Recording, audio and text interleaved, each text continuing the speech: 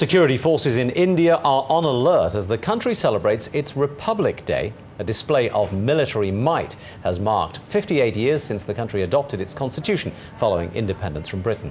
But looming over this year's festivities are concerns about the future of India's fighting forces. McClure reports from the capital, Delhi.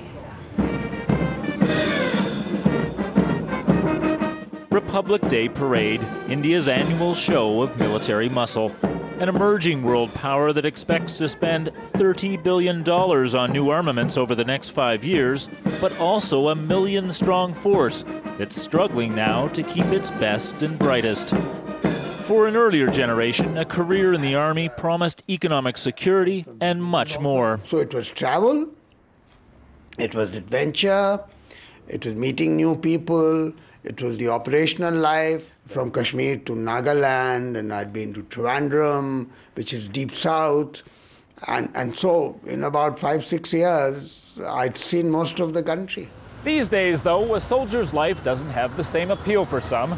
Many young officers in the Indian Armed Forces are opting instead for what they believe will be a better life in the private sector.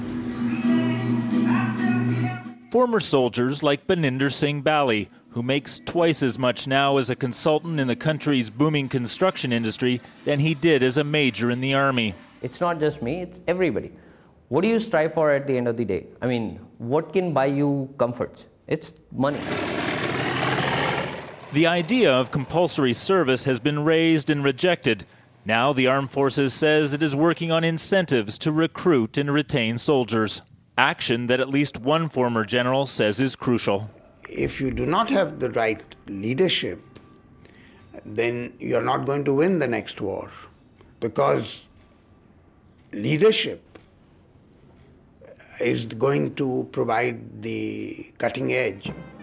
Some assurance for a country with aspirations of becoming a global superpower that its soldiers, as well as their equipment, will be up to the task. McClure, Al Jazeera, Delhi.